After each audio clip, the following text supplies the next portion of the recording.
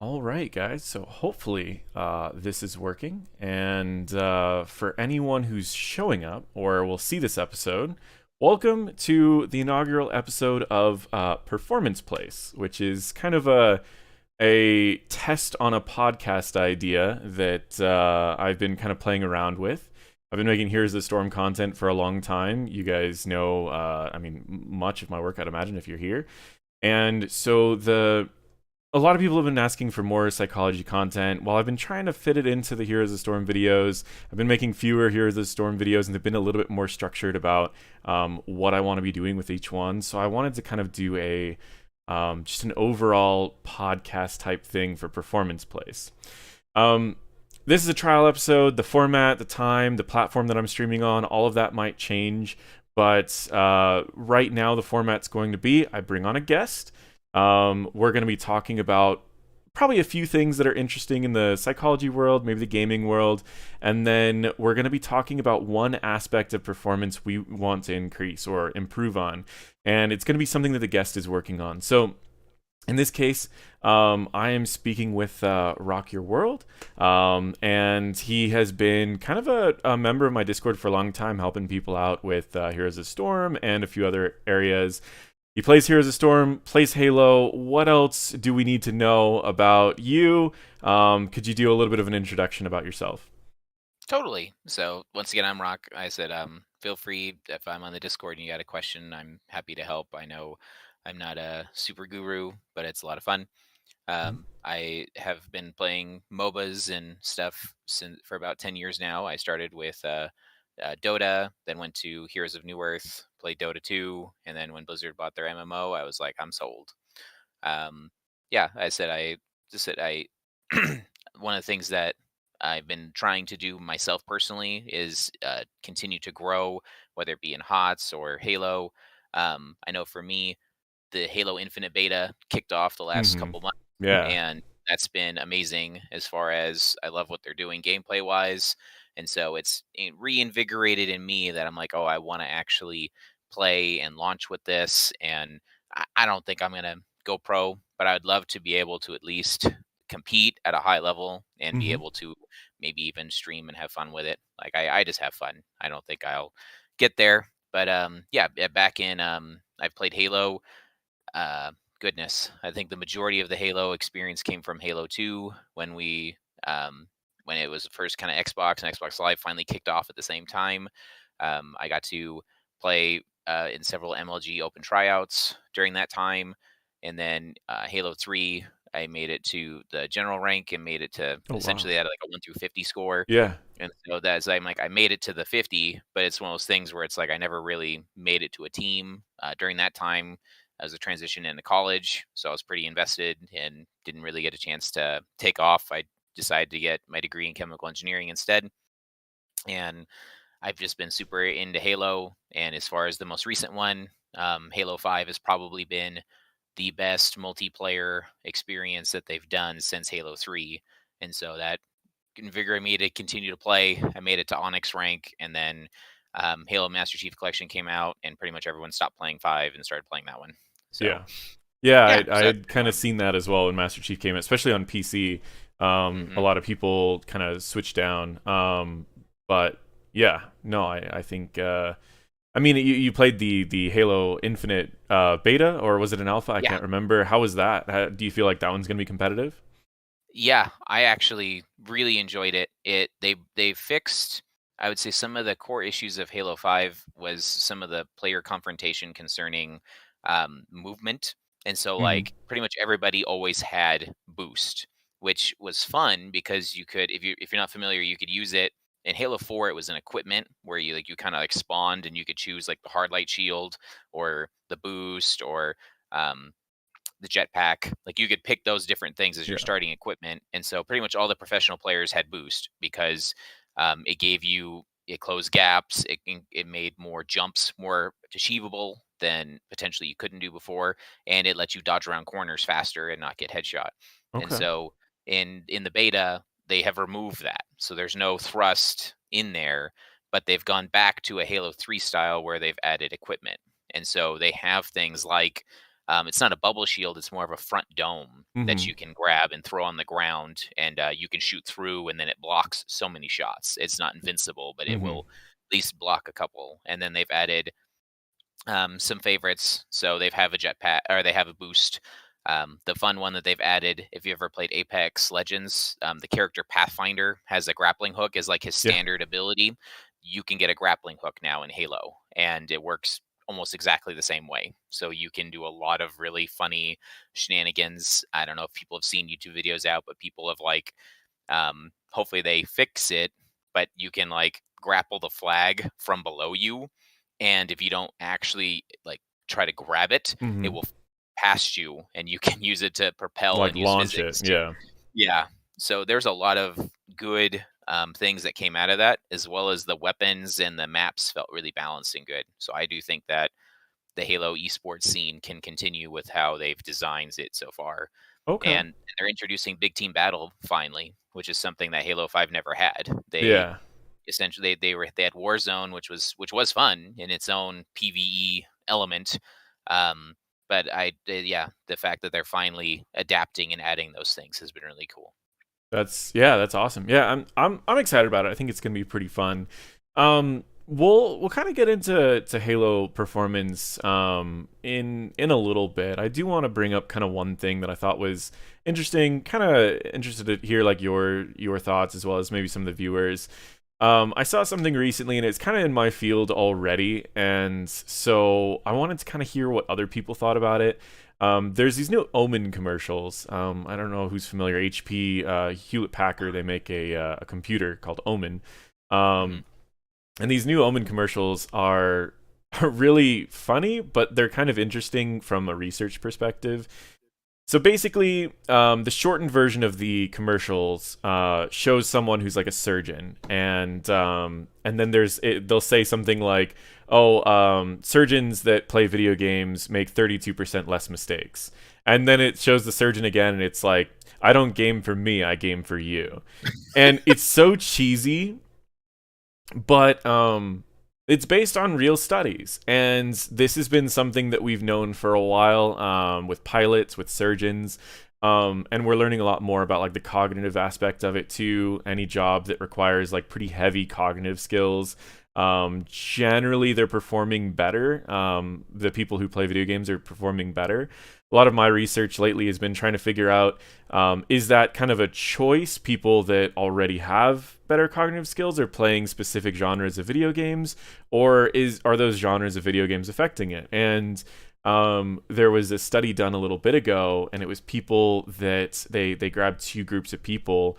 They had them like not play anything for a few weeks, and then they had one group play a specific game and another group not. And then they had them do a cognitive test at the end. I believe they actually used the Mensa IQ test, and they had it was like a 7 point bump in IQ for the group that was playing games a week before they took the IQ test. So it's kind of interesting to see how your cognitive skills are affected by like the games you play. I don't know if I just found that was super interesting, or if that's something that everyone finds interesting. I know the commercials were pretty cheesy, but I don't know. I'd be curious to hear your thoughts on that. I think maybe the commercials are also targeted to like try and remove maybe some of the stigma. Like I feel like gaming has become a lot more accepted in the last like 5-10 years, especially with whether it be just Dota or League or whatever. The fact that Hmm. people are Fortnite, people making millions of dollars playing the game, like I think has kind of changed some of that perspective, because it's like it's the, I don't know, the sweaty nerds that play in the closet or whatever, and it's like, oh, okay, thanks. Like that's a terrible gaming thing. So it's Hmm. like I think that with that, we have had a lot of people also go from the other spectrum of, it's like gaming's bad for you. Like Hmm. obviously, look at them; they're not outside playing football, and it's like, so to be able to try and like help reshape some of that to be like, no, like it actually is beneficial, or like people who do game have additional processing and things. I remember, I forget if it was you or a different study that I read, but something about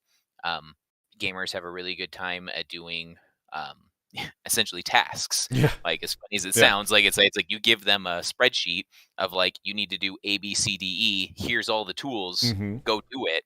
and the gamers are like done.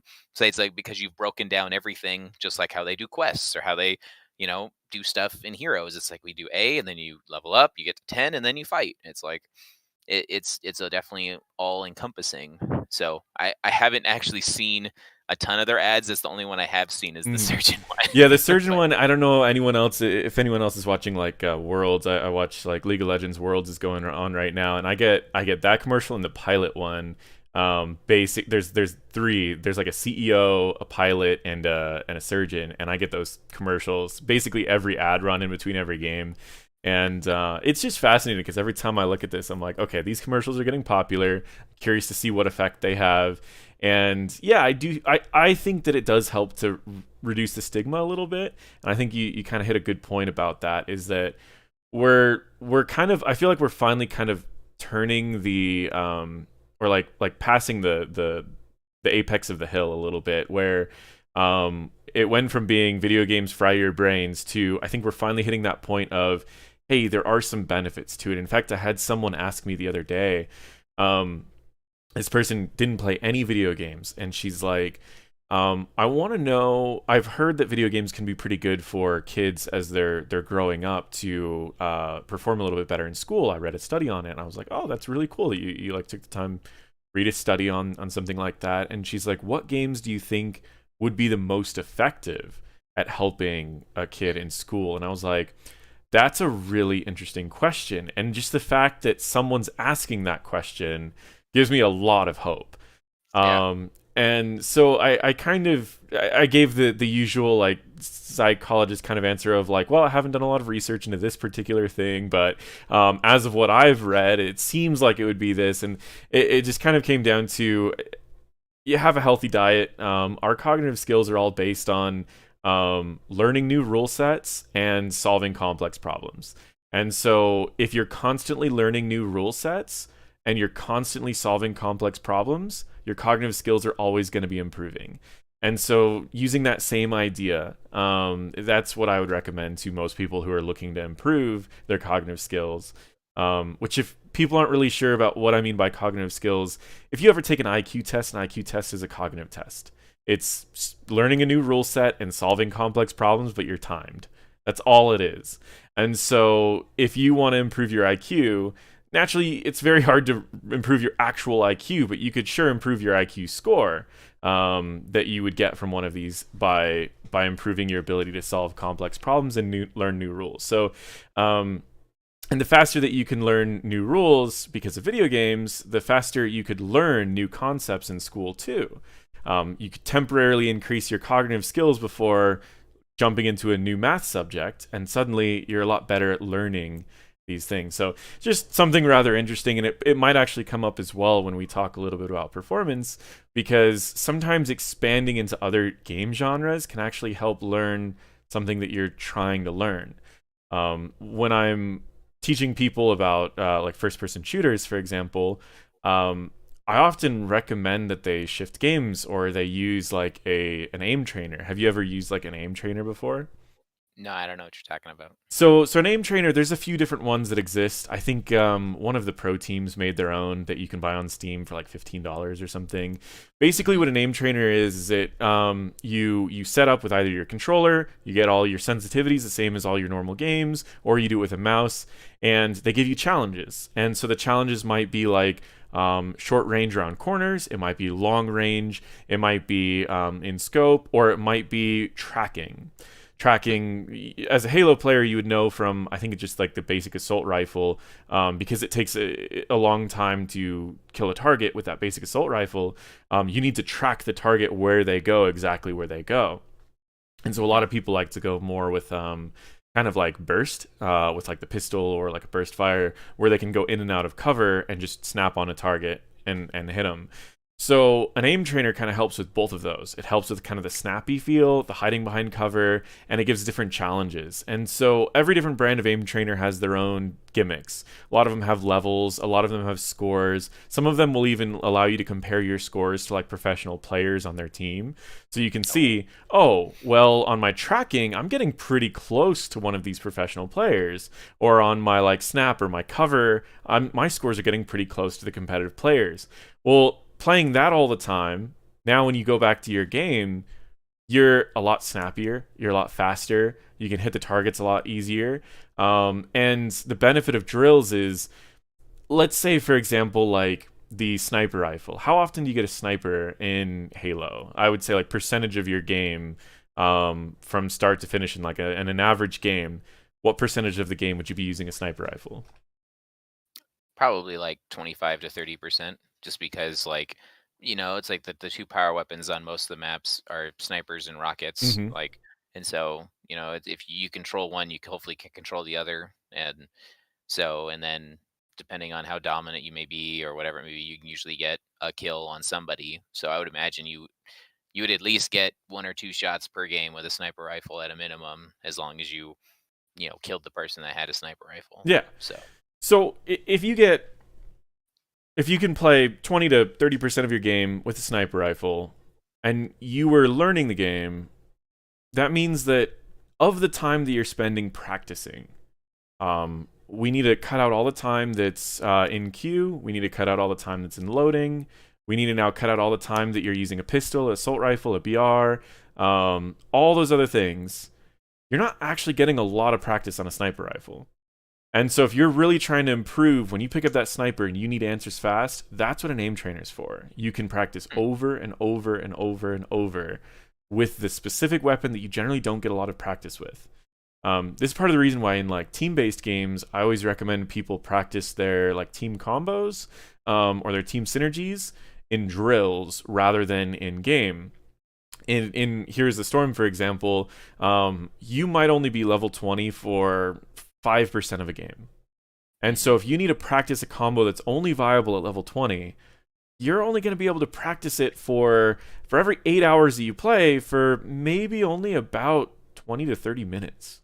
And so we really, if you want to get practice on those combos at 20, it's better to go into try mode. It's better to go into one of these custom modes and just practice over and over and over and over and over. And so that's part of the reason why drills and aim trainers and stuff like that are important. So let's talk more about Halo. We're getting into Halo Infinite, and we need to figure out what you consider performance is in Halo, what your goals are in Halo, and how are we going to reach these goals? How are we going to approach these goals? And what do you need to change to improve faster than all the other players? Because you're all entering with some shooter skills. You're all entering with some Halo skills. But what's going to allow you to practice less than everyone else, because you work a full-time job, right? yeah. But improve at the same or a faster rate. And in order to do that, we need to break down what's involved in a good Halo player, right? And what's involved in Halo. I usually like breaking down video games micro, macro, but you can do that with jobs as well.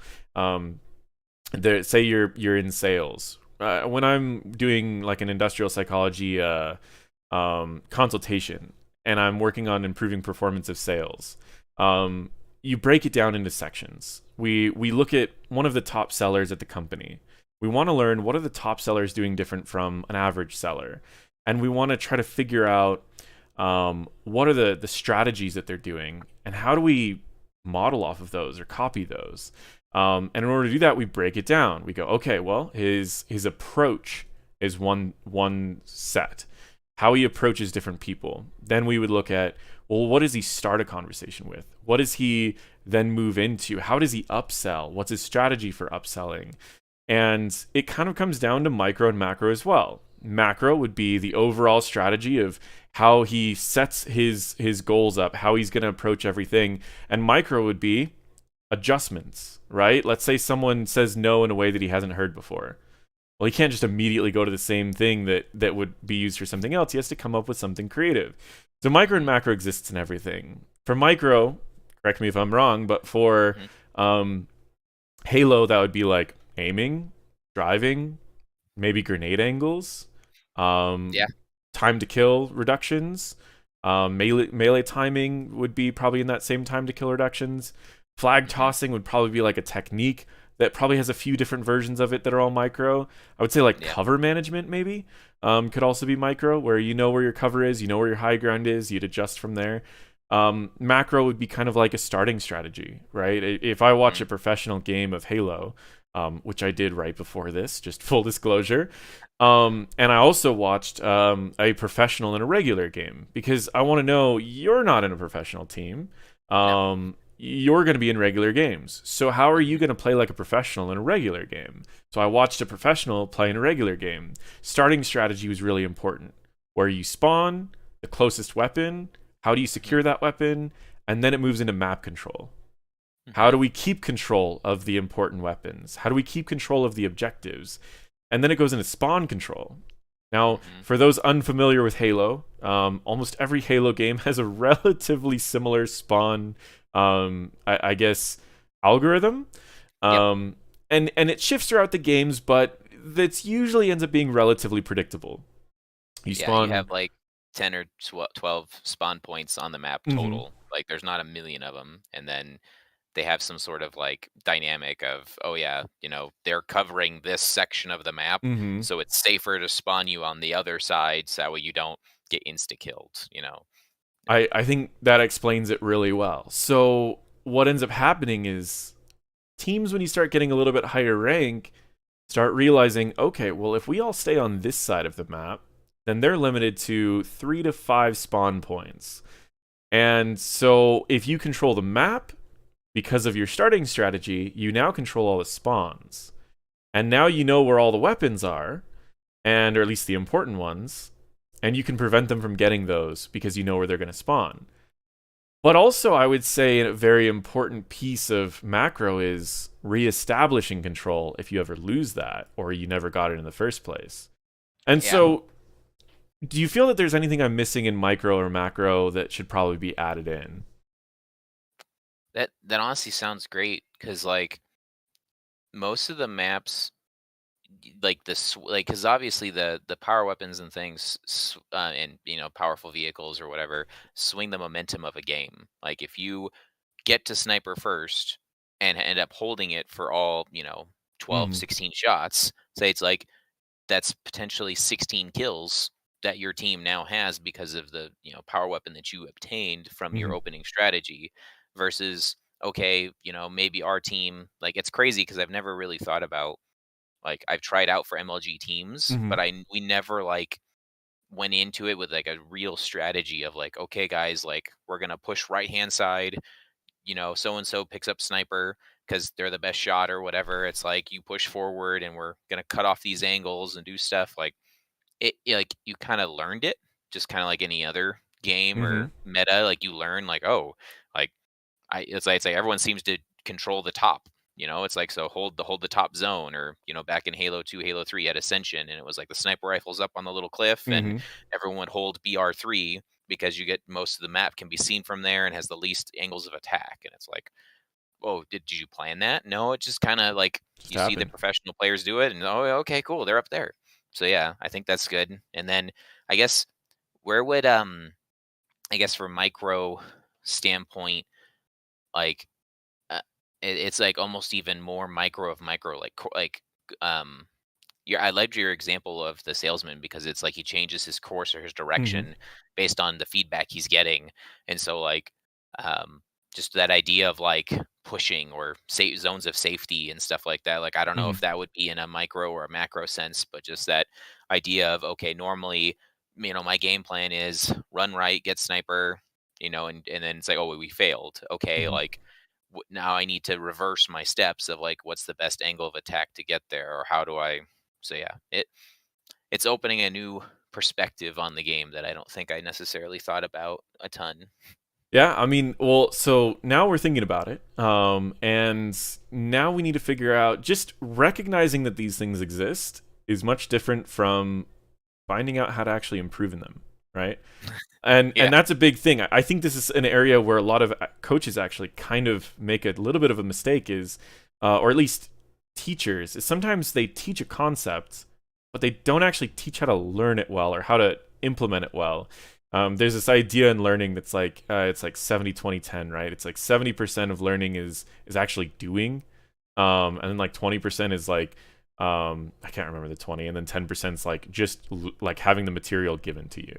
And so we want to always try to have it be actionable. How do we replicate this to where our brain basically needs to be tricked into thinking we actually need this information? I always say that the people, there's like we try to we remember in two ways. We either remember in repetition if it's something that's not needed, or association if it's something that's needed. If we can associate something with something that we already think that we need, it's a lot easier to remember that thing. If you learn a new talent in Heroes of the Storm, then you'll remember it right away. Like, just because you can associate it to something you already know and something that you already think that you need. And so we want to try to learn in that same way. We want to try to either learn in repetition or associate it to something that we already know. So in order to do that, let's break down each piece. So aiming. How do you normally improve your aiming? I feel like it's unfortunately, right, like, I don't know if there's tons of, like I said, outside of the aimbot that you mentioned, not aimbot, outside of the aiming Mm-hmm. simulator that you have, it's like it's just, slam your face into the wall Just and go practice, play. right? Like, Yeah. it's just you play the game, and the way we learn how to aim is actually kind of interesting because it's all behavioral psychology. If you've ever taken a Psych 101 and you've done like the learning about like BF Skinner's box, right? Hmm. If you're rewarded for doing something, you're more likely to do that thing. If you're aiming correctly and you get a kill, your brain's like, wow, that's awesome, we just did that, that's exciting. And it's more likely to do it again. So aiming is something that by nature you're naturally going to be improving at it, but we want to speed that up, right? Hmm. You've got a full-time job, we've got to speed Yeah. this process up, and that's where these aim trainers are going to come in. Get your sensitivity to be the exact same sensitivity as what you play in Halo. So when Infinite comes out, we're gonna pull up an aim trainer, we're gonna pull up a thing, you're gonna move on one and you're gonna see how far it moves, you're gonna move on the other, see how far it moves. Once they're exact, that's when you're going to go, right? That's when you're going to go through all of these aim trainings, and you're going to improve at each one until you get those leaderboards up. And it's great because we can track your progress too. Hmm. As long as you can see yourself improving, you know it's worth it to keep doing it. Now, when it becomes kind of negligible, that's when you might want to switch to another one or find another important one to do. There's this idea, a lot of people have heard like the term Pareto principle used for like work or other aspects. Pareto principle is like the 80-20 rule. Hmm. You can learn 80%, or you can get to 80% of an expert in 20% of the effort. But getting that last 20% is going to take 80% of the effort. It's kind of the same thing with learning these skills. You can improve your like FPS skills very quickly initially, and then it's really hard to get that last little bit. So that's when we might want to move into another area and start improving at macro.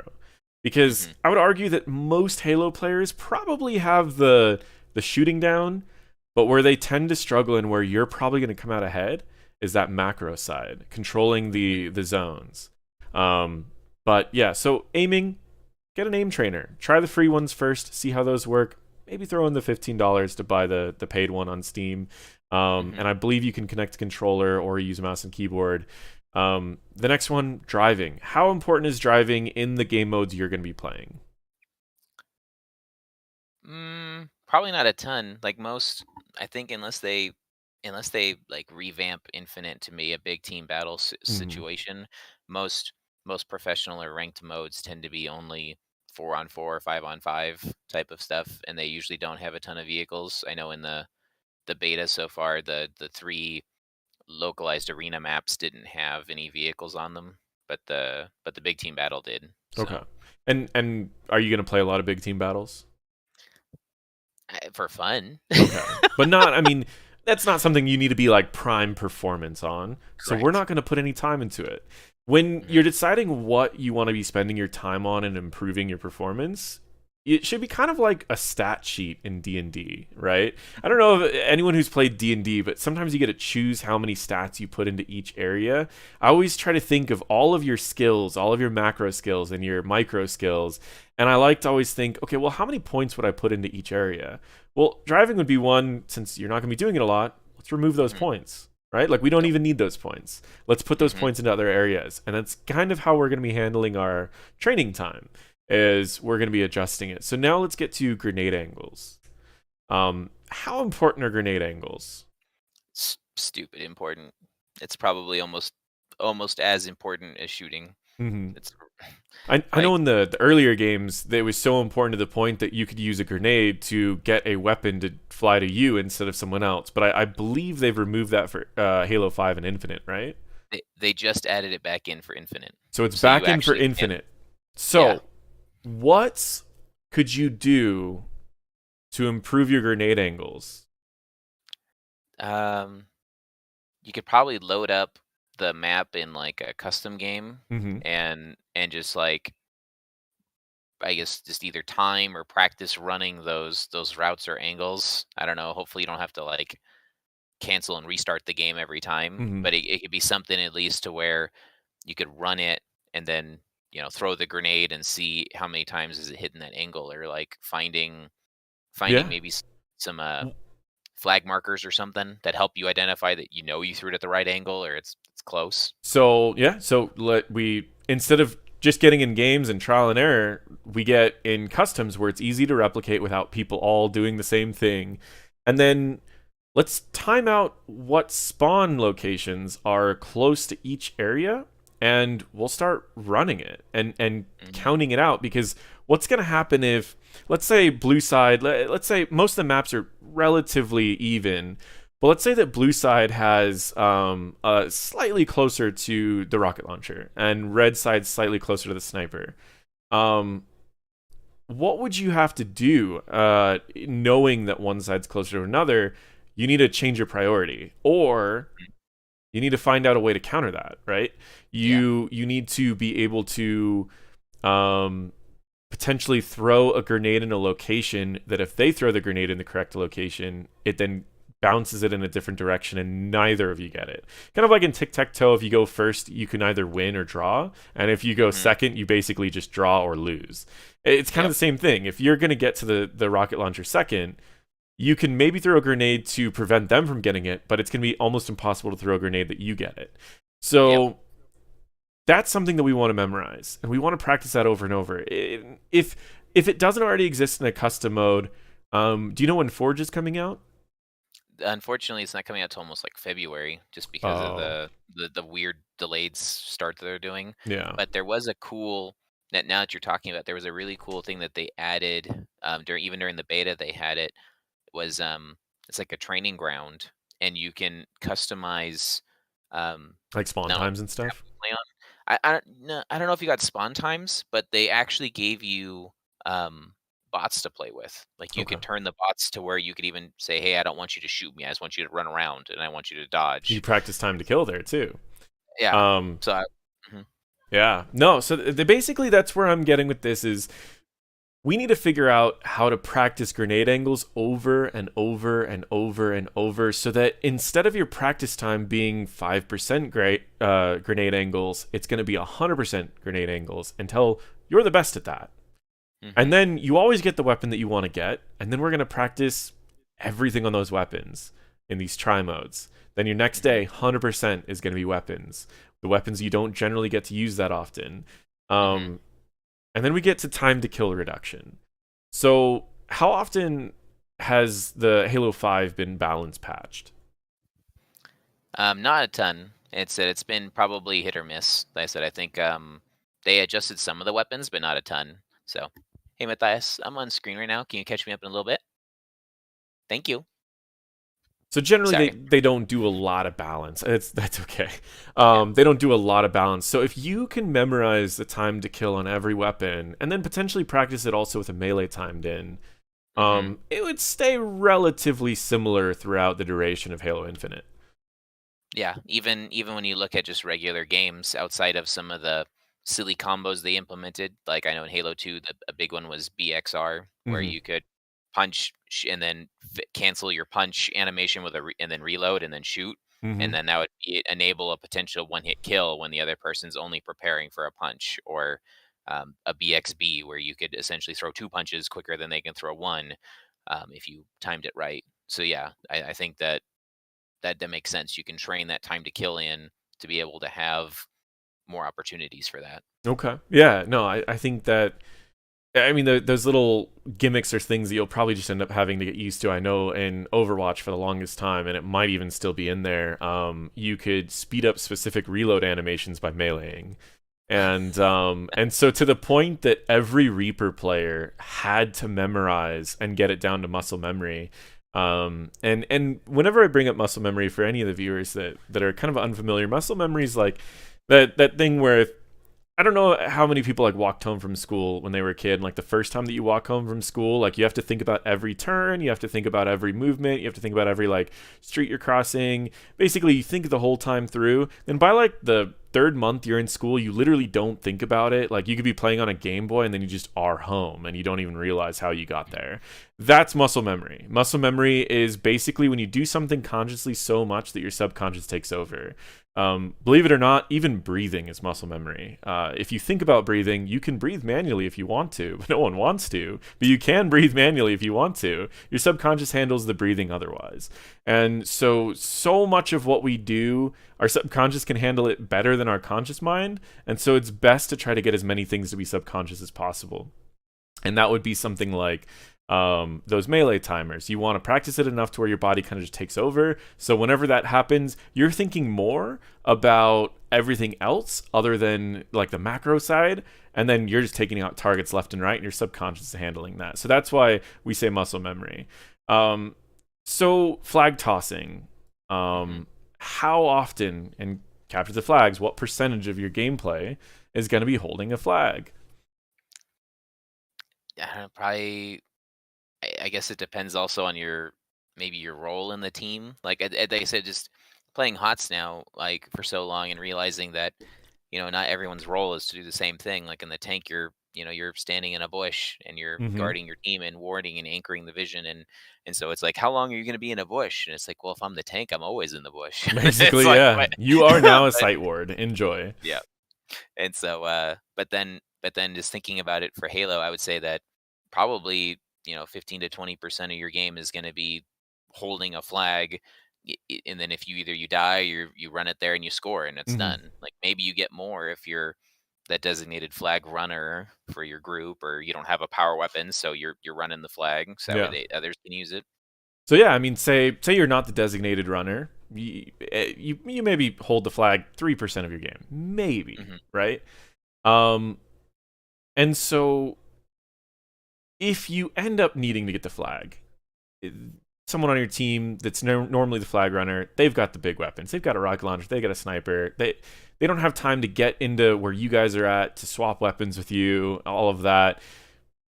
You still need to be great at running that flag. And for those unfamiliar with Halo, there is a specific technique, and in every Halo game it's a little different.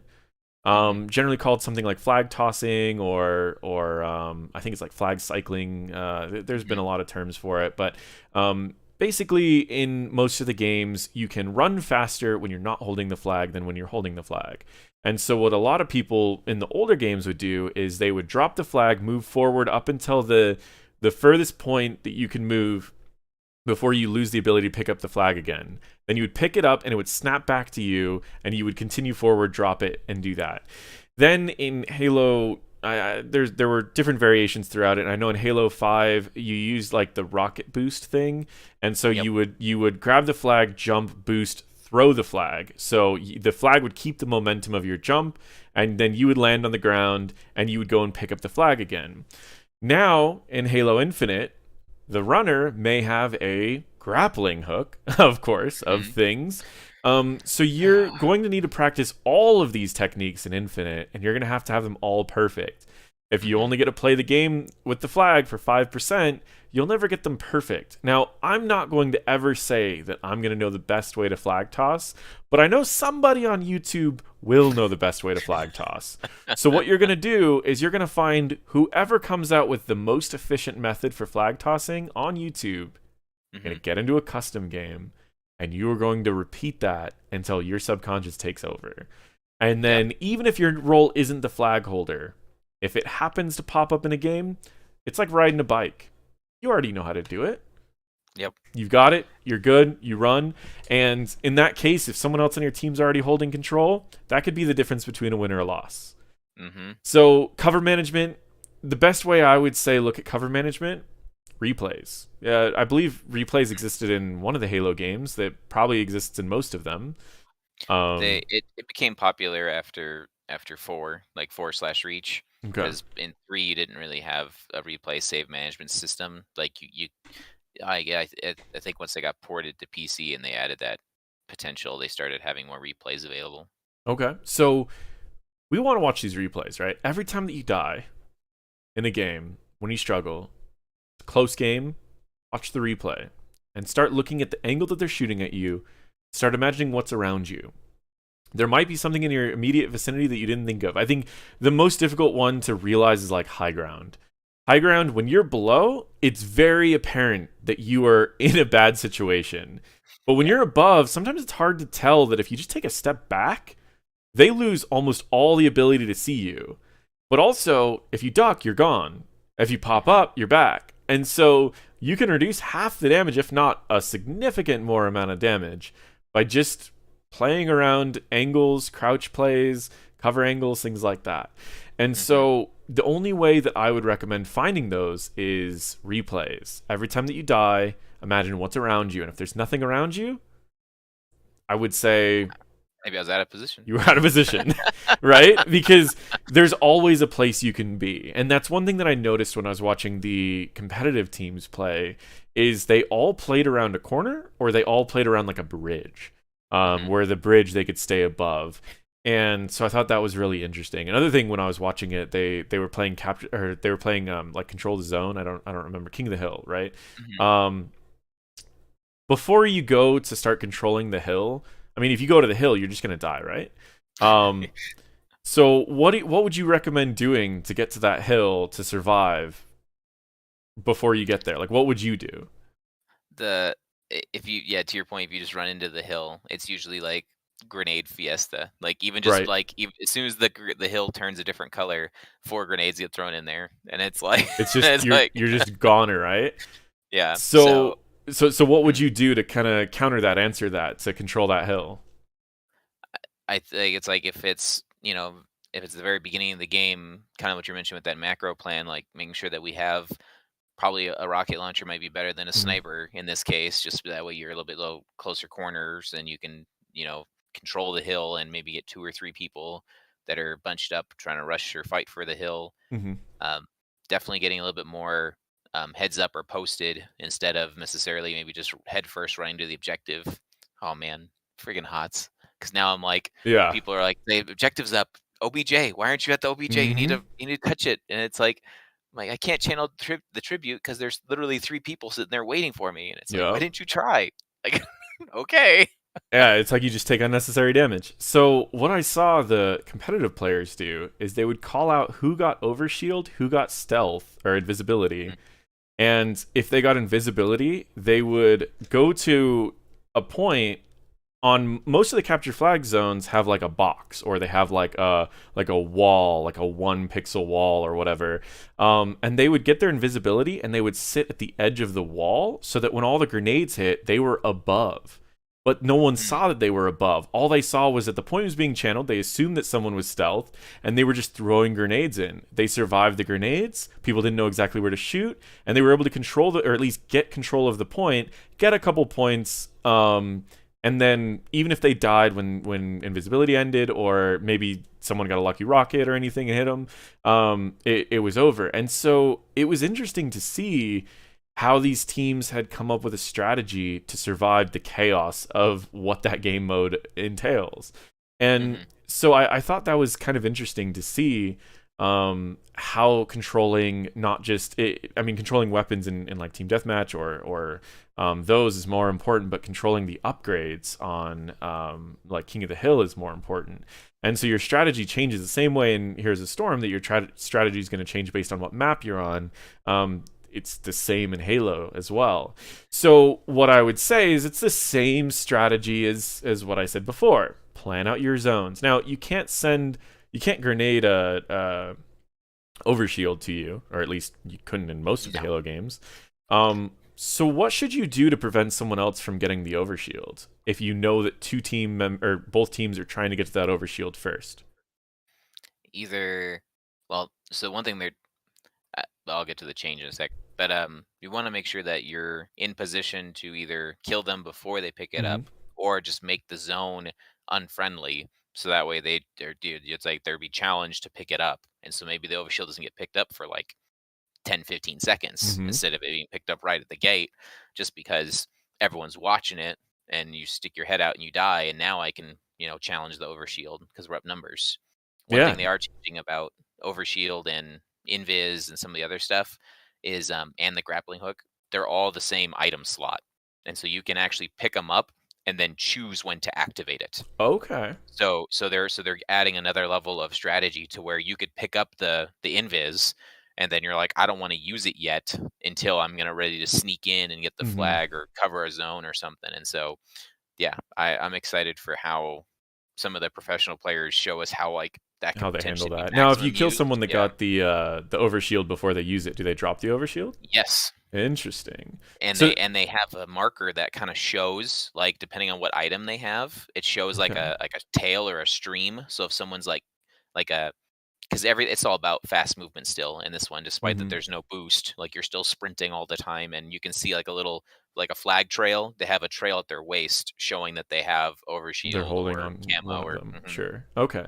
Yeah. So again, if you're trying to improve every one of your sales members and you're looking at the best sales member and you're looking at everything that they do differently, um, what I generally saw them do at the start of a match that overshield is important or the camo is important is they timed out the travel time to get from the spawn point to that, and they all threw grenades in that direction that they couldn't even see the zone because the other team's trying to prepare to take out the target that's heading over there, and they are going to get barraged by grenades that they don't even realize where they're coming from.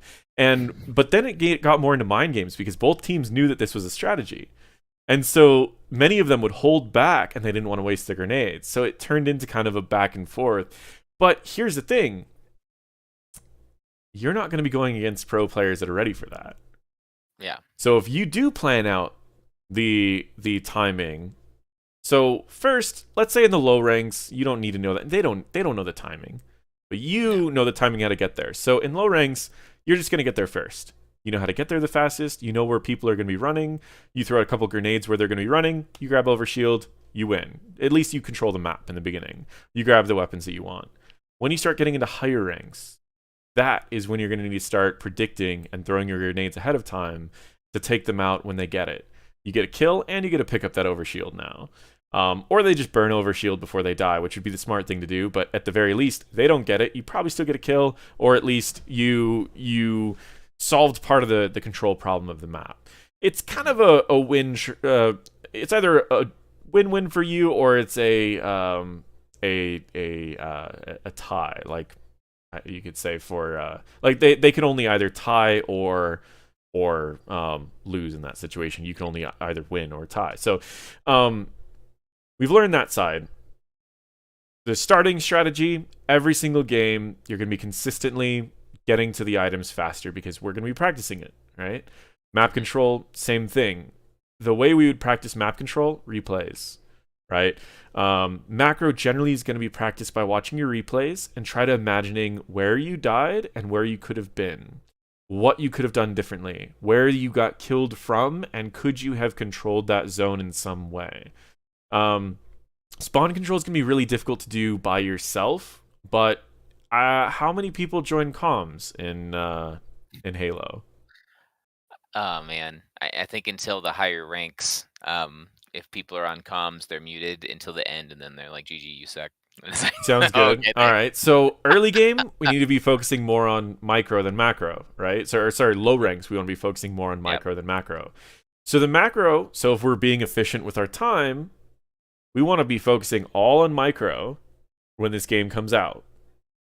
Then when you get higher rank, we want to shift to macro. We want to Mhm. start thinking about where we could have gone differently. We want to start shot calling a little bit. All right, guys, everyone on west side of the map, west side, we want to make sure to control their spawns. Everyone starts moving a little bit. You control the weapons, you control the spawns.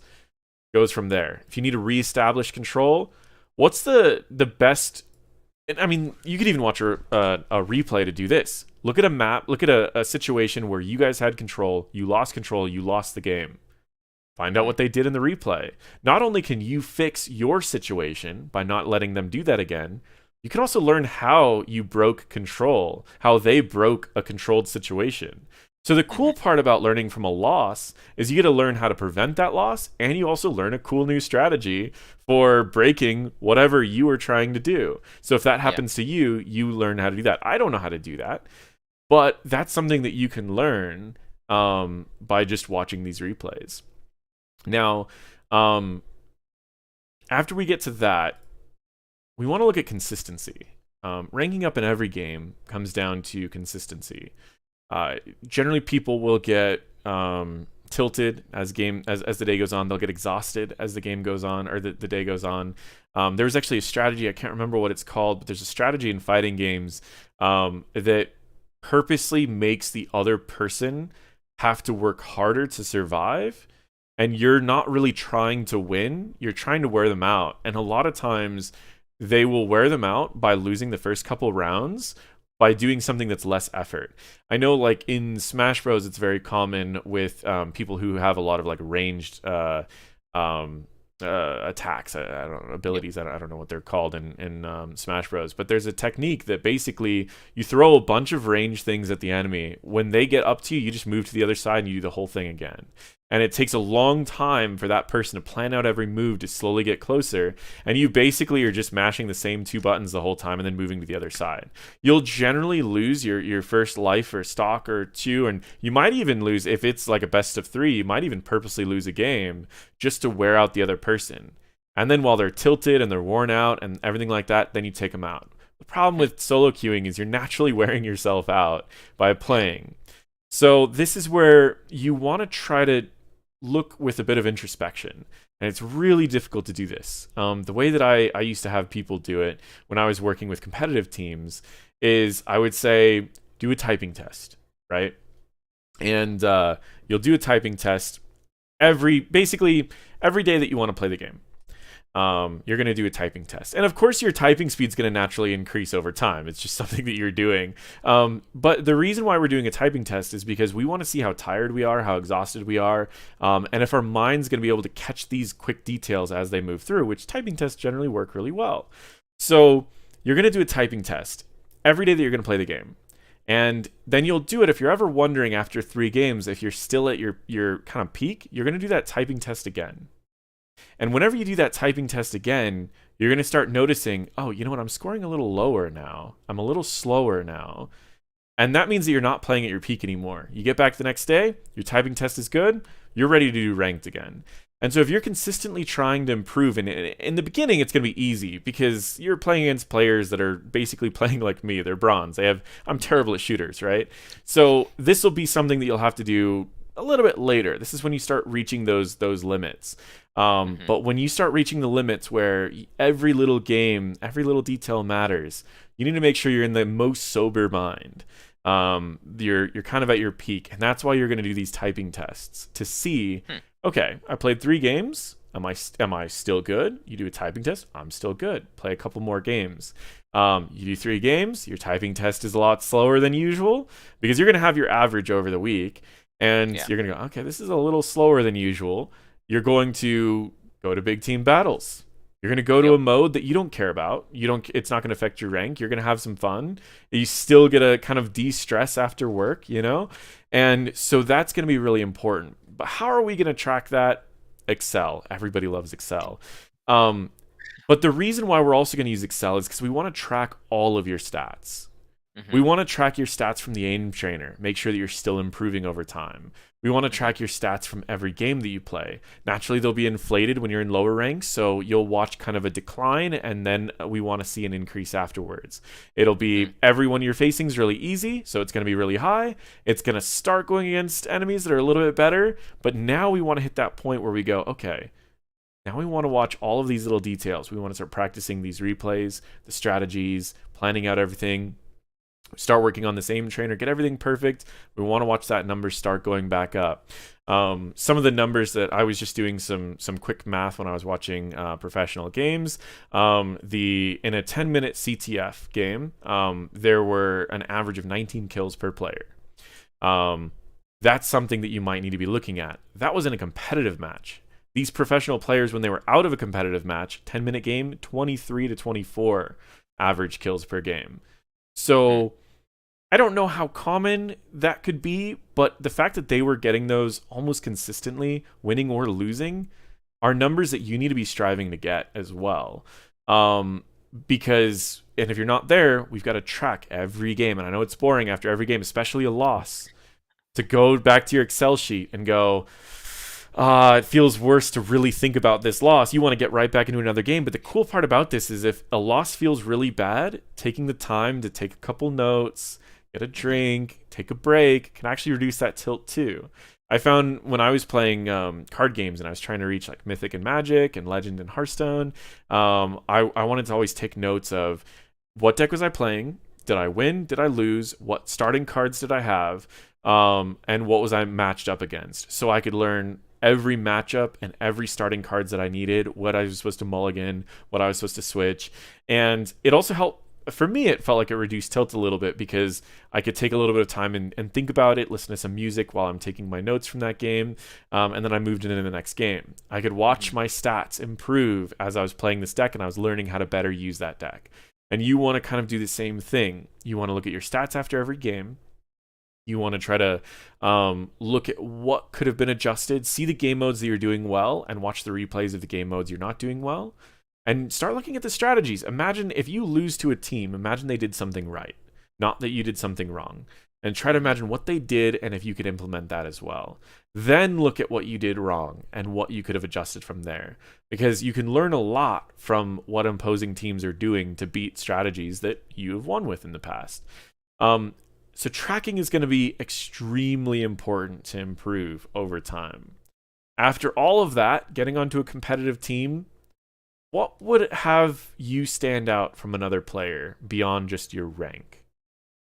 Just good comms or level-headedness or willingness to be flexible. Like I know that you look at HOTS and that's verbatim what we run into. Like I don't know how many people play their game and it's like some people never ping, and it's like, okay, like it helps me know what you're planning or what you're doing, or it's like communicating, hey, like we're looking for a gank, just like hide in this bush with me, like just Yeah. something that you're able to do. And so I guess similarly, if you can translate that over to Halo, would be it's like not only in HOTS you're calling out where people are all the time because you can't buy wards or Mm-hmm. anything, so you have to have vision. And so similarly in Halo, if you can call out um, where people are at or how much health they have. Like if you're taking a gunfight and you lose, you can hopefully like let your teammates know, hey, that guy's one shot at my X or something, Mm-hmm. or it's like at least some sort of information that they know where to come from. Or say it's like, oh, they're coming. Let's say you get flanked and there's three of them. It's like, oh, they're pushing right hand side. Like just something that can hopefully that helps the team environment, not just solo me trying not to die. Yeah. No, and that's exactly it. The difference between a solo queue player and a team player is generally thinking about what information your team is going to need and relaying that information efficiently. There's always some coaching I do about comms, but just thinking about what your team needs. I remember when I was playing League of Legends and I was trying to go a little competitive. I played support and I was like, well, what information do we need? We generally die to the jungler, right? So I need to figure out how to give information to my team to know where the junglers are going. So then I took an entire season, not an entire season, that's like a year in League. I took probably a couple months and I played nothing but jungle. And I watched videos to learn all the best paths, and I got really good. I mean, I had like a 60-70% win rate as jungle. And I was learning everywhere that we needed to go at what time. Well, then I started realizing as support, I could throw one ward in the jungle. It's a small risk with a huge reward, because then I can learn what direction the jungler is going, and I can basically predict to my team where they're going to gank next and about how long it's going to take them to gank there based on how many camps they need to clear to get there. And so I could basically tell my team, Jungler's bot, jungler's heading top or mid. Jungler will be ganking mid in 1 minute or top in 2 minutes. Or of course, minutes are kind of long, but Hmm. I would be able to give them a timeline. And we dropped the amount of deaths we had to the jungler when I started doing that significantly. Probably about 70% we had a drop in all of our competitive games. And that's kind of what you want to try to do as well. I tell people when they first get into shot calling, just start practicing thinking out loud. If you're thinking out loud, then you're constantly sharing what you're talking about over and over and over. And it kind of allows you to get used to that, where when you are ready to be on a team in shot call, you're already talking about, oh, well, this guy's going to be heading west. He's going to be coming around the corner. And then if someone on your team's around that corner, you just say, oh, person coming around this corner. And so you'll learn those. You want to start getting used to calling out things that are recognizable. Of course, there's maps that everyone has terms for different locations, like you said, the Yeah. BR zones. Like, those are the areas that you need to memorize if you want to be on a competitive team. So basically, low ranks. What's your strategy to get to mid to high ranks? What is the first few things you need to be focusing on improving faster than everyone else? It's well, micro for aimbot training, and aimbot sounds terrible. Aim It's just training. an aim trainer. I don't. Yeah. It's not like an aim bot. It's just an aim Yeah. trainer. But yeah. Aim training, and then the macro side of having at least the routes Hmm. for the power weapons, and then flag is usually in that same too. So knowing how to efficiently run or throw the flag will help with the early game type of stuff, Yep. just to get You that. start getting, yeah. So that, I mean, that's going to get you right back up to at least where you were in these other games. You were, um, I mean, general ranks. You were, I mean, you're up there in all these games. Now, when you're there, what do we need to start working on? It's probably going to be a lot of replay review of what exactly is going wrong or what's going right and Hmm. why it went right. Because like similarly in HOTS, sometimes you guys win a team fight and you're like, wow, like that's no one died. Like what Hmm. happened? And then you look and you see that, their team was split on targets and like three of your team members got low health and nobody died. And then that enabled you to wipe their whole team because they didn't focus fire. And in the same way, it's like maybe you won the gunfight and it's because you saw him first, or you won the gunfight because he shot you and then you turn around and beat him Hmm. because his aim was off and you're like, oh, I don't want to get flanked again, or I need to figure out what route he took to get to that shot first. Yeah. No, exactly. And that will, I mean, that'll bring you back up to the top ranks, especially if you're doing it soon, before everyone else has a chance to learn all the strategies, because you're going to learn them faster. Um, then it's just, if you want to join a competitive team, what's our plan now? I guess I gotta join some sort of community and figure out who the heck is playing Halo nowadays. It Right? feels like outside of like Sentinels or some of the other super pro groups or Shotzi or Hmm. whoever's posting stuff on YouTube, like it's like, okay, how do we find that back in? And so I guess maybe trying to party up a little bit more after games go well and seeing if there'd be people that'd be willing to play, or um, I don't know if Halo Waypoint or some of the forums have like an actual like, we're applying, we actually want to, you know, grind and play it out and try and get to a semi-professional or professional area. Okay. Yeah. So grind it out, find these areas, work on shot calling, giving that information, even if not just shot calling, but just knowing what information is useful. Oftentimes when I'm teaching a team how to shot call, it's first about removing information, because oftentimes their comms get chaotic. There's a lot of information that's just unnecessary. Um, there's there's a lot of information that is, I always say, like, less is more. There's this thing I used to tell kids at school. I said, do you want superpowers? And I said, of course I can't give you superpowers, but like, do you want to have one superpower to just silence a room? And most of them are like, yeah, that's kind of cool. I'm like, if you're someone who never swears and then you swear, everyone will shut up. And I said, and the reason for that is less is more, right? Like, the less something happens, the more impactful it is. In public Mm-hmm. speaking, I would always say like pauses are some of the most important things you can do, because what a pause does is it makes it to where the thing that you just said is now much more impactful, and the thing that you're about to say is much more impactful. And so the same thing's true with comms. If everyone's saying everything that they're doing, you don't know what's important. And so learning what's important and sharing only the important things is really important for comms. And also having that knowledge and the knowledge of these strategies also gives you a lot of value. You could probably be the worst person on a team, but if you're the person that always knows the strategies and you know the best ways to do it, and you're in the game so you can adapt those strategies based on what's happening, you're more valuable even if you're terrible at shooters. And and so that's something where you already are going to have the shooting ability, but if you could go in with these skills and you can approach this team and say, I always know what's going on. And just go, I've got these strategies. And if you approach a game and you're in tryouts and you're quiet the whole time and you're just moving around, you might have pretty good scores, but if you go in and you're like, all right, guys, we're gonna this is CTF, like pretty straightforward. Let's do this strategy.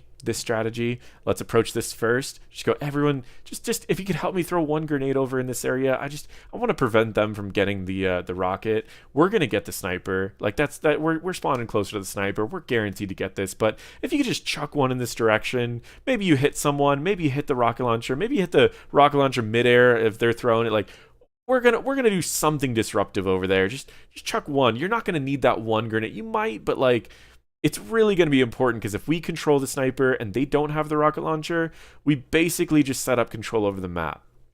So let's start that off.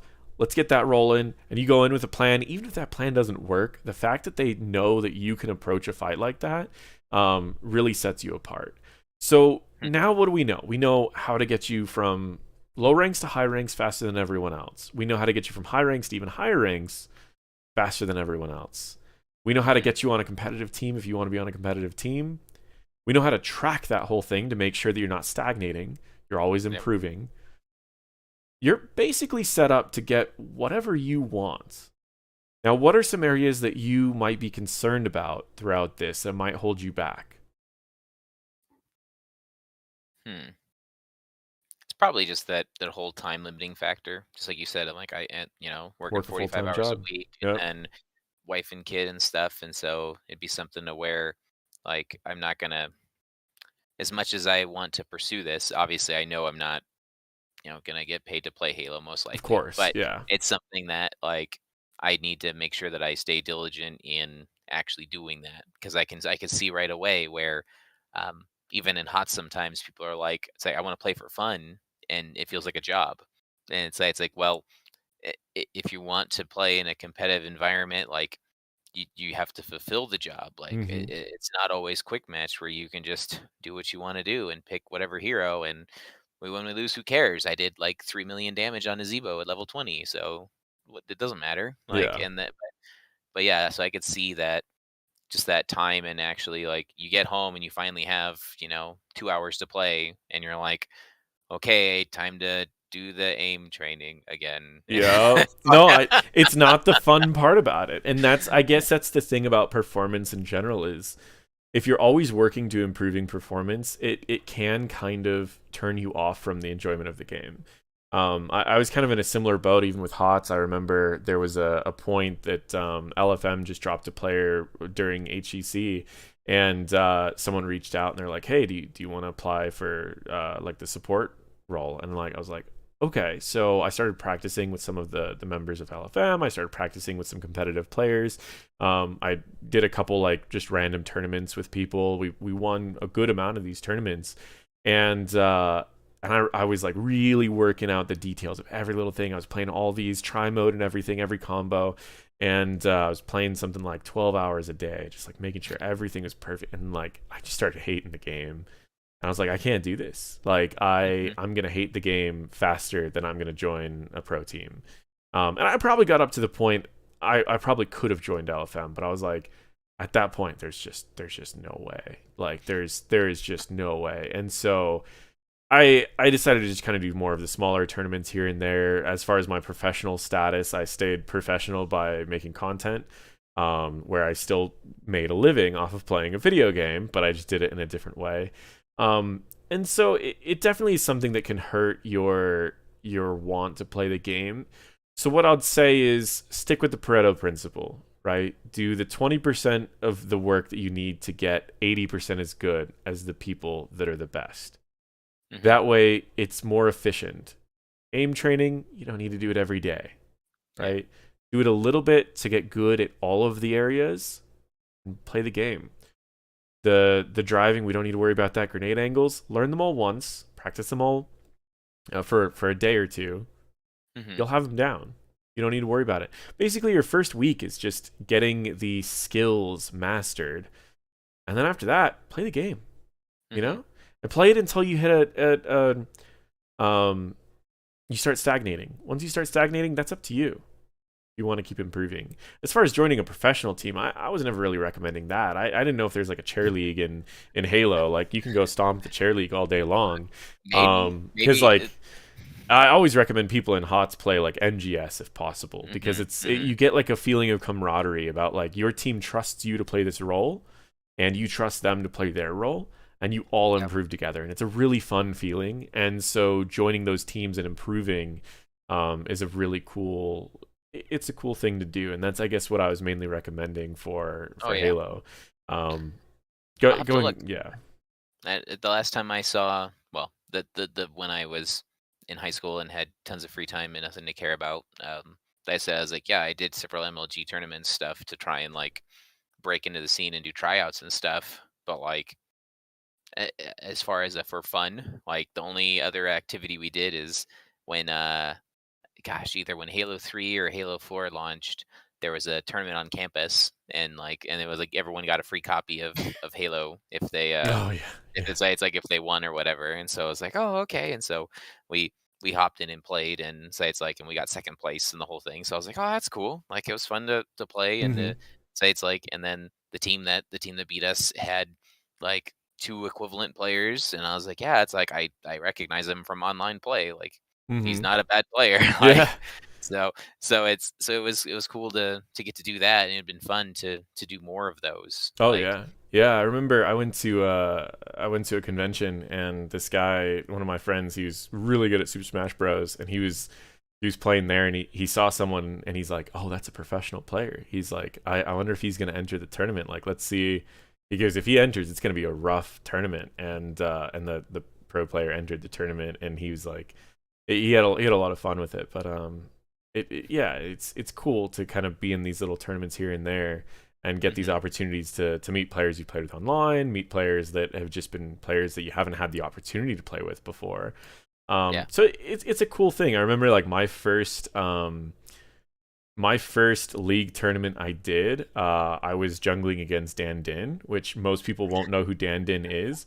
Dan Din at the time was a professional player, and now he's the Mm, owner of TSM, I believe. yep. Yep.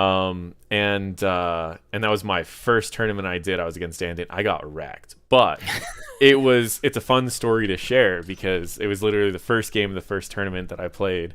And we were good, but we weren't that good. Yeah.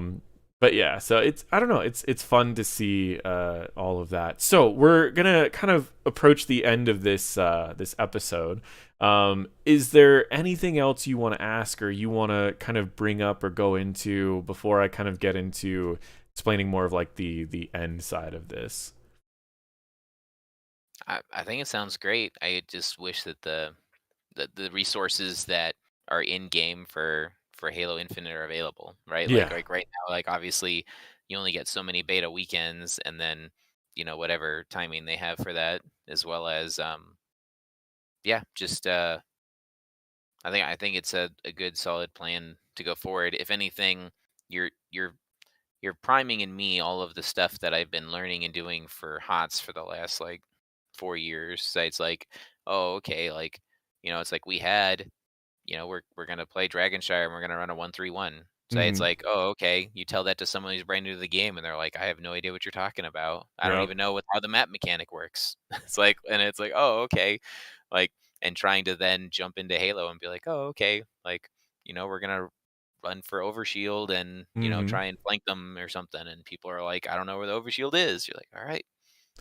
Yeah, no, exactly. And it's like I think that there's a few things in that statement that are interesting. The first is that um, I feel like when a lot of people get into a game that they're solo queuing a lot and there's not a lot of competitive to watch, which is like the beginning of most games that come out, they generally don't plan as much as just rely on skill and maybe where the meta shifts. And that's why like the person that has the plan is generally going to rank up faster than everyone else. And so even and that's even in games that have been established. I had a there was a champion that was reworked in League of Legends, and they could do dragon really fast. And I was like, all right, well, every game I'm just gonna get dragon at right as it spawns. And I was winning considerably more games. And then it was the same thing. Like if you just suddenly do something different than everyone else, but you know why it works, you'll usually win a lot more. I know in Here's a Storm, there was a player, Grandmaster, probably one of the best like Greymane players that everyone knows.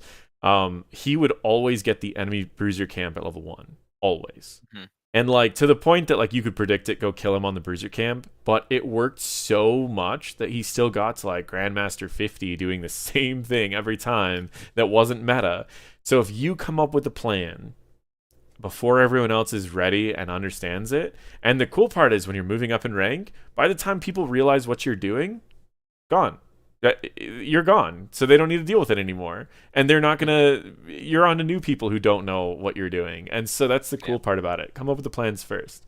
But yeah, you brought up something else about how what you're learning is basically a lot of the stuff that you've been learning in HOTS, and that's part of the reason why I kind of wanted to do this show. Is the the way to improve performance, the things that I do for employees when I get contracted to like improve performance for employees, or I have a consultation to improve like customer satisfaction or something, like it's basically all the same stuff that I teach to people in every game. Break down the problems, look at ways to look at people that are top performers, find out ways to improve each of those by taking the pieces and making them smaller and repeatable, so we can practice them to the point that we're the best at them very quickly. And it's the same thing for learning anything. If you want to improve your ability as an artist, there's like art theory classes that start with like the box challenge. Basically, you draw a box 1,000 times, and you get really good at drawing a box, and suddenly you're good at a lot of things that are similar to a box. Then you draw a circle 1,000 times, and you get really good at that, and you get good at everything like that. And suddenly you're really, really good at the fundamentals of art, and it's easy to use those fundamentals for everything else. So these techniques work for everything. And that's the whole gimmick of this show, is basically to let's break apart a problem every episode. Let's break apart something that someone's trying to improve on, and let's find out how to do it faster than everyone else. Let's find Mhm. out how to improve better than everyone else, faster, and especially for us that are working full-time jobs, it gets challenging because you don't have the time that these kids in high school have, unfortunately. Mhm. They get out of high school, they play all day. We get out of work and we've got to hang out with our family, or like there's so many other things. Other friends want to play other games, It's like you can't just systematically improve faster than everyone else by just brute forcing your way through. We've got to kind of finesse it. And so I think you kind of hit the nail on the head of like the gimmick of this is that we want to improve performance faster than others earlier so that we Mhm. can enjoy the game longer by already having those skills out of the way. Yeah. So, um, but yeah, we'll kind of call it on this particular one. I do want to say thank you to anyone who's been watching throughout this. I don't know exactly how like YouTube's work. I see some people are watching it like in the middle, and some people are watching it like later, and so we'll kind of figure out how that works. But for everyone that's been watching it, if you enjoyed this, let me know. It's kind of up in the air on whether I'm going to continue doing these. It's a trial episode. If everyone likes it, I'll continue doing it. Might change the time, the platform. I might stream on Twitch instead of YouTube. And I might change like the format of right now it's kind of chat a little bit, work on performance, conclude. If you guys have a subject you want to improve on, and particularly in the performance, feel free to reach out on Discord, and I'll link the Discord in chat. Bound to have a Discord link somewhere. Let me go into my Google. But yeah, if you guys, where is my Discord here? If you guys have any of those, feel free to join the Discord channel. You can bring it up in the general chat, and I may be able to take that topic. Some topics I just won't take. Right now, I'm gonna try to avoid Heroes of the Storm just because I'm already having a channel that I'm making a bunch of Heroes of the Storm content. So having a video that's basically me coaching Heroes of the Storm is just getting a coaching for free. So another topic would be great. It doesn't need to be gaming related, but if it's in a different game, that's perfectly fine, since this channel is always going to be kind of gaming related. So anyone that wants to do that, you can go to Discord, say hello to everyone if you haven't already been in the Discord, and otherwise, yeah, let me know if you've got a topic that's interesting. You can just tag me on Discord. Otherwise, thank you everyone who's been watching, and thank you so much, Rock, for being the first guinea pig of this entire experiment, being willing to get on camera, get on mic, show up live. That's something that I was surprised about, and I appreciate that you kind of came through on this, because it was a topic idea that I've been playing around with for a while, and I'm like, I don't know the format I want to do, but I kind of just want to go for it. If not, I'm gonna sit on it. I've been thinking about a podcast for 2.5 years, so I was like, I just need to jump in there and do it, and I think that you've really helped me do that, just because you made it easy, picked a time that worked out really well. Cool. Is there anything you want to share with the audience? I don't know if you stream right now. I don't know if there's anything that you want to share that we can get some follows out or anything like that. Sure. Well, first off, thanks again for doing this with me, because I know that I've enjoyed your content for the last 2 years with growing and learning Heroes of the Storm, and I'm trying to even help teach and coach younger teams. They've got a team that I've been working with now, and it's cool to see that they're went from being winless in NGS to starting in 6th place, and so we'll see how they do in playoffs coming up. And so yeah, if you want, please sub to this guy right here, or I don't know, over here, whatever it may be. I don't actually know where is it going to be down? I think it's going to be down. I don't know. Whatever so make sure you follow this guy. And if you want to see me, like I said, I do stream Heroes of the Storm, and I do plan on streaming Halo once Infinite comes out. I'm over at just RockYourWorlds on twitch.tv. And then I'm in the Discord too. If you ever have any questions about Halo, or just want to pick the brain, it's a fun Discord, and we're definitely willing to help you improve in HOTS, and maybe some bonsai trees too. Yeah, some bonsai trees. I know. I should do. I know that's what's gonna pop up. Is a lot of people are gonna be asking. They're like, oh, I want to do performance on bonsai trees, and it's like, okay, but like something that you actually do want to improve on. Yeah, I'm like, I have video tutorials on bonsai trees, but no, that's yeah, definitely. Right now our general chat's like mostly League of Legends, so let's get some other people in there so we can talk about other stuff other than League of Legends. Don't get me wrong, I'm watching Worlds right now, so I'm looking at League of Legends a lot, but yeah, no, thank you so much, and let's get I'm gonna type the Twitch in chat really quick. You said that it was twitch.tv / RockYourWorlds. So same name. Your Worlds. Got it. All right. So if you guys want to follow his journey through Halo when it comes out, give him a follow now so that you guys can see him as he kind of moves through. When Halo Infinite comes out, we get to see if you still have what it takes that you've had to get to these ranks in the past, and 2, if any of this today has helped you at all. So I think that would definitely be fun. So thank you so much. And for everyone else, if you have any questions, just join the Discord. Feel free to tag me. Awesome. Thank you. I'll stop the stream here. I don't know if I can host anyone on YouTube. Don't really know how YouTube live stream works. So I'm just going to close out the stream, and we'll